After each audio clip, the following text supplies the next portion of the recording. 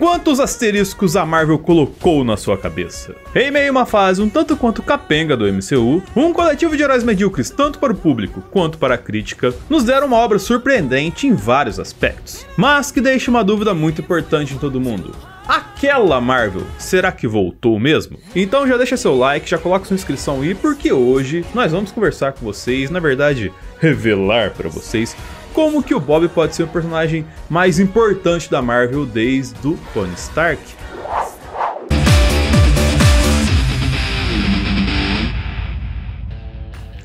E aí galera, sejam muito bem-vindos a este analisador falando de Thunderbolts, da, digamos, boa surpresa que Thunderbolts foi pra gente por conta de ser um lançamento que tá se revelando, inclusive a gente vai falar melhor sobre isso na questão até da divulgação desse filme, um acerto da Marvel num ponto que ninguém esperava. Mas será que foi um acerto mesmo? Será que tem coisas aqui relevantes pro futuro da Marvel? Ou será que é só uma onda de verão, ou inverno, ou primavera? Eu não lembro exatamente qual estação a gente tá lá e qual estação está aqui, porque tá chegando o verão americano. Porém, como um todo, a recepção do filme tem se mostrado bem surpreendente pra gente, visto que ultimamente o cenário que o MCU tem deixado na galera é de preencher várias salas do cinema e essas salas ficarem vazias. Mas mesmo com as salas vazias, uma galera boa ia assistir esse filme logo no lançamento. E essa galera boa que vai assistir os filmes no lançamento é que tem sido, digamos assim, um termômetro interessante, ainda mais em tempos de internet a gente está vivendo, de que se vale ou não vale a pena. Você deveria assistir tudo na sua vida para ver se vale ou não a pena, mas isso é um assunto que a gente já discutiu em outro momento aqui no canal. Mas hoje o importante pra gente é o quê?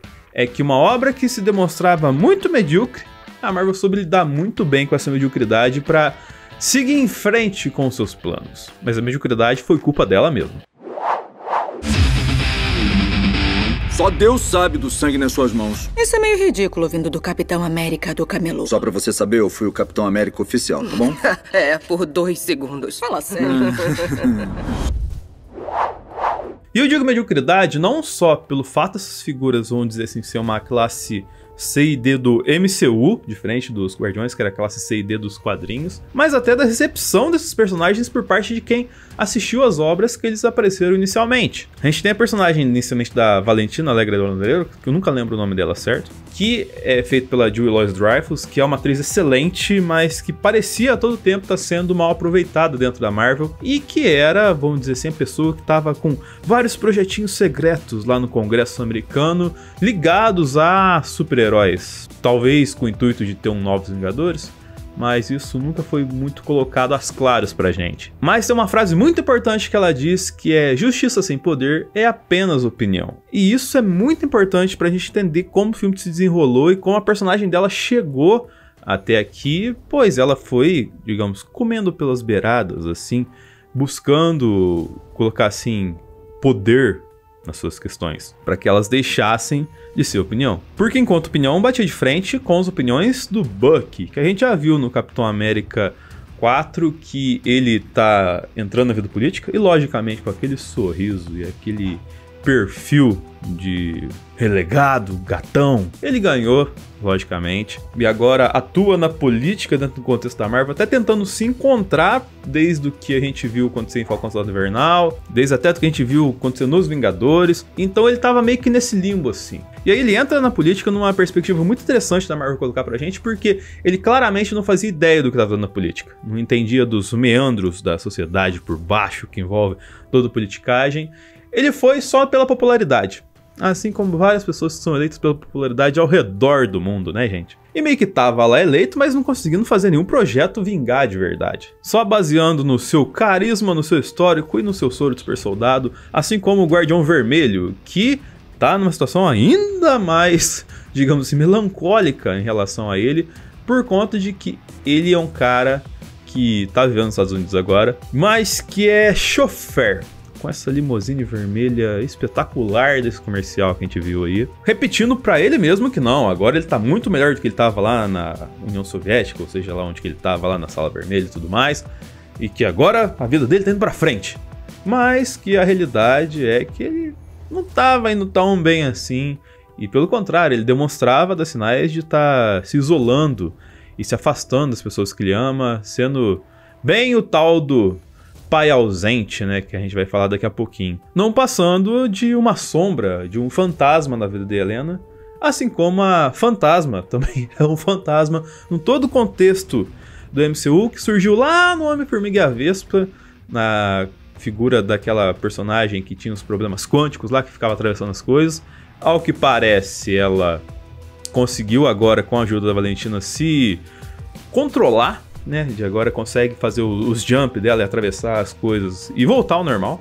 Mas ainda vivia nessa questão do submundo, de fazer umas missões por fora, assim, bem naquele jeito sorrateiro, assim como o agente americano do Wyatt Russell faz, que por conta de ter feito algo que ao assumir o manto de Capitão América não tem nada a ver com Capitão América, que é ameaçar as pessoas, como a gente viu lá no Falcão Soldado Invernal, ele ficou no ostracismo e acaba que não admite isso e que luta com essa questão de estar no ostracismo, vamos dizer, do panteão de super-heróis assim, de uma forma bem triste e caótica, não só para ele, mas também para sua família. E o agente americano a todo momento demonstra um completo e total babaca, como a gente já sabe, ao contrário, talvez ou não, da Yelena Belova, que a gente tem um grande destaque para ela, a personagem da Florence Pugh, que é a herdeira, entre aspas, do manto da Viúva Negra, ou do colã da Viúva Negra, pois ela traz um drama muito autêntico que poderia ser explorado nas personagens da Scarlett Johansson ao longo dos anos e que nunca foi. De ser útil, mas ao mesmo tempo estar fazendo mal sendo útil. Que fazia ela ter bons dias, mas também ter dias ruins de solidão, e aí fazia ela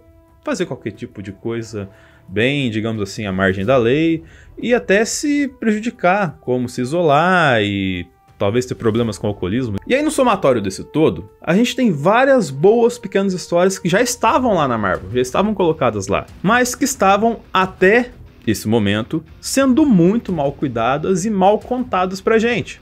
A gente não conseguia ver esse valor que a gente viu agora no filme. E talvez até por isso a personagem da treinadora foi descartada logo de cara com uma bala na testa. Mas como que elas conseguiram ser bem contadas? Porque se trataram, e preste muita atenção nisso agora, de várias histórias medíocres lidando com a mediocridade. E nessa jornada deles lidando com isso, fizeram várias amizades sinceras, principalmente se tratando da mais, digamos, emblemática amizade desse filme, que é a amizade do Bob. Tá ficando tão tenso aqui. Quem é você? Eu sou o Bob. A amizade essa que a gente tem aqui também, se ajuda nos momentos difíceis, porque você sempre dá o like pra gente, sempre se inscreve no analisador e comenta e participe, ajuda a gente a fazer um conteúdo mais legal pra vocês mesmos. Nesse diálogo que vem aqui, a gente entende. Seu like faz a gente entender o que você gosta mais, seu comentário faz a gente trazer conteúdos mais precisos para suas dúvidas e faz a gente construir coisas legais e em grupo, né? Como os Thunderbolts fizeram do nada, tirar um tudo, um tanto quanto relevante para o futuro da Marvel, assim como a gente teve na origem do nosso querido Bob aqui nesse filme. Primeiro que ele é uma clara demonstração de como que a Marvel consegue executar bem as coisas pegando esqueleto de quadrinhos. Porque o Robert Reynolds, que é o personagem dele, que é o Sentinela, ele é um compilado nesse filme de várias origens do Sentinela que a gente teve ao longo de anos e anos de quadrinhos. Que o resultado final, o resultado, digamos assim, para o grande público, que é aquele perfil de Superman que a gente tanto bem conhece e que a gente vai falar melhor daqui a pouquinho sobre ele. No contexto desse filme, ele foi o projeto Sentinela que deu errado, não só como um projeto do Sentinela, entre aspas, clássico dos quadrinhos, mas como um todo num projeto da Valentina que deu errado também. Ao longo dessa jornada, ele acabou matando muita gente e, somado a essa, digamos, tratativa problemática de todos os personagens que formaram o grande grupo de Thunderbolts, colocou a personagem da Valentina em risco na questão política da coisa, que gerou aquela trama inicial que desenrolou com toda a trama do filme. Quando a Marvel quer fazer bem feito, ela consegue fazer bem feito, é incrível isso. E aí trouxe o personagem do Bob pra gente, junto com o, digamos assim, um fragmento dos Thunderbolts ali, de que ele é um personagem que não tinha memória alguma, mas que ao tocar nas pessoas tinha acesso às memórias mais traumáticas dela. Lembrou muito o Wiki de Fênix nesse ponto, mas enfim. Só que trazendo o lado positivo disso, que é onde Thunderbolts consegue ganhar muito em grandeza em ser uma obra relevante para o futuro da Marvel. E preste muita atenção nesse desenvolvimento que eu vou fazer agora com vocês. Pois tanto nos quadrinhos quanto no filme que a gente viu, o Bob traz o conceito do vácuo para compor seu personagem. E o filme acerta muito ao trazer o vácuo como a depressão no contexto do MCU ali. Isso é um acerto gigantesco deles, porque traz o dilema da depressão, traz o dilema do vazio, de você não se sentir mais útil e não ver sentido nas coisas mais perante uma jornada de coisas que te levaram a uma situação de fracasso. Ou uma situação que te coloca num vácuo por ter machucado várias pessoas à sua volta. E aí você se sente sozinho. Só que dentro desse momento você se sente sozinho, você vê uma conexão, você vê um ponto onde você pode se encaixar, que inicialmente a gente tem na jornada da Helena, que como eu disse foi a mais mostrada, além da dele, desse ponto do se sentir miserável. Porque a gente tem, do começo do filme, ela falando que ela não quer mais fazer isso, que ela quer ter um, digamos, protagonismo. E para ser protagonista, você não pode fazer coisas escusas. E é nesse ponto que ela vê uma conexão com ele, que eles têm uma primeira abertura para que o personagem dele consiga se desenvolver dentro da trama. Desenvolver no sentido de poder crescer em narrativa, poder trazer discussões interessantes pra gente perante os nossos dilemas, que podem levar a gente a chegar num ponto de melancolia e depressão como o que o Bob demonstrou no filme. E isso é relevante porque o Bob buscou ajuda, sim. Ele foi atrás de resolver o problema dele porque ele estava em sofrimento constante. Mas esse ponto de buscar ajuda que é muito importante ter a noção aqui. Por conta de que ele foi buscar uma ajuda, mas a ajuda não era qualificada ou não era a ideal para o problema que ele estava sofrendo. E se você não entendeu muito bem essa ajuda qual que é, ela fica clara em seus problemas quando a gente tem a influência da Valentina, que provavelmente foi a pessoa que trouxe ele para todo esse contexto do filme, de como que uma ajuda com intenções mal colocadas pode prejudicar muito uma pessoa. Como uma pessoa sem preparo pode prejudicar o projeto ou o progresso que a pessoa que sofre tem para se reintegrar e seguir em frente novamente.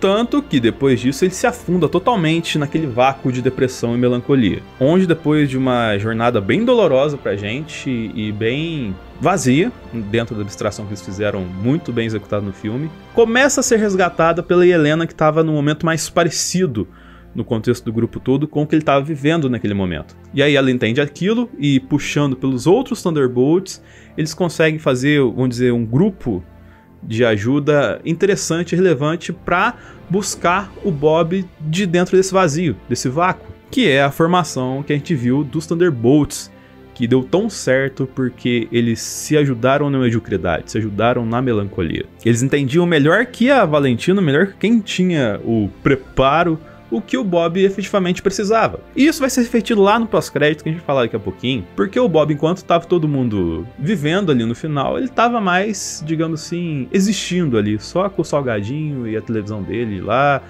passando um tempo, enquanto as pessoas estavam lá fazendo os corre, e a galera falou, deixa ele lá. Na hora que ele estiver pronto, ele vem com a gente. E isso é bobo, mas é muito importante para uma pessoa que vive esse ponto da vida, de ter o acolhimento. Mas a segunda camada disso é mais profunda e é mais rica, que é o que eu quero bastante atenção de vocês e que é o que a gente viu uma demonstração legal no filme sendo executada. Porque se você acabar vendo um perfil assim, ou estar encaixada em um perfil assim, você tem que prestar muita atenção num ponto de ajuda. Se você vê a pessoa assim, você tem que saber como orientar a pessoa a buscar ajuda do modo correto. Logicamente, ao passo que você também dá o acolhimento, mas direcionar para quem de fato vai ajudar ela. E se você tá nesse limbo, se você tá nessa situação complexa, você tem que saber olhar para saber achar a melhor solução para você perante aquelas pessoas que você tem uma conexão inicial, nem digo tanto confiança, mas que vai te apresentar alguns cenários onde você vai olhar que talvez se encaixe, talvez não se encaixe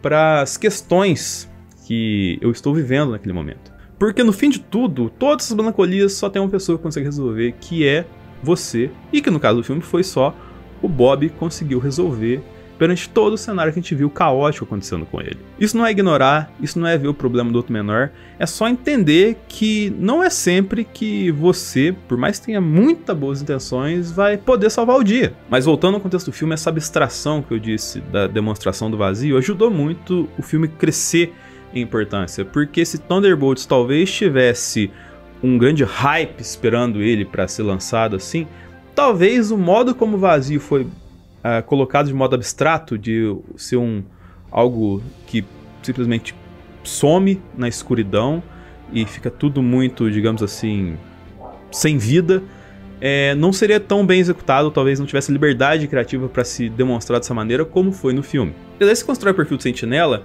que subverte um pouco o que a gente vê, entre aspas, criticado pelo The Boys, pelo Invincible e afins, que sempre tem o Superman da semana, né? Que mostra que todo poderosão no final do dia vai acabar sendo sem escrúpulos e nunca será tão brilhante e igual como é o Superman, e que joga a segunda camada de dúvida de será que o Superman é tão bom assim? A Marvel soube trazer o seu Sentinela para ser o seu Superman, mas conseguiu fazer isso trazendo ao mesmo tempo essência para ele não passar por esses dilemas. Ou melhor, deixando o dilema claro que vai existir um ponto bom e um ponto ruim no sentido da índole do personagem em algum momento. E aí ele tem que lutar com esse vácuo para ser o Sentinela de verdade e não ser só mais um desses personagens poderosos que a gente tem por aí. E isso tem uma importância tão gigantesca para Marvel no todo, porque as pessoas entenderem esse conceito do Bob é muito relevante não só para os próximos passos que ela vai dar, mas também por atingir um público tão grande que vai conseguir visualizar todos esses dilemas que eu citei aqui para você no dia a dia dela. Porque trouxe dentro do MCU uma coisa gigantesca e útil para fora do MCU para quem assiste. De que nem sempre o herói do dia vai resolver tudo, de que até nas pequenas jornadas a gente pode, combinando, trazer grandes histórias que vão trazer lições pra gente, mesmo que essas histórias não sejam da forma que você goste, assim, e que não tenham sido concebidas de uma forma que você achava que deveria ser, mas que no final do dia vai trazer vários asteriscos a serem retirados e contar novas jornadas daqui pra frente. Peraí, nós? Vocês por quê? Tem outro compromisso? Eu adoro esse cara. E dessas novas jornadas é bom até a gente lembrar que talvez essa não fosse a ideia inicial para os Thunderbolts. Eu digo isso por conta de que no meio de tanta coisa que a gente teve nesse MCU, vale lembrar aquela ceninha da Kamala indo atrás da Kate Bishop para elas montarem assim uns novos Vingadores, assim, que seriam, digamos, talvez os novos Vingadores do bem, que pode virar, sei lá, uns novos Vingadores da Costa Oeste, mas a ideia inicial da Marvel era começar por estes novos Vingadores. Mas aí todas as conjunturas do rolê acabaram trazendo isso para a mão dos Thunderbolts. No caso aqui, a conjuntura fez o ladrão, onde se fez justiça em mostrar esse grupo como heróis, e que, na opinião do povo, eles seriam um grupo assim, um grupo digno de ter esse nome vinculado a eles, e elevado ao status de Novos Vingadores por méritos próprios, sendo assim retirando o asterisco tanto das coisas, fisicamente, como a gente tem visto aí ultimamente, mas também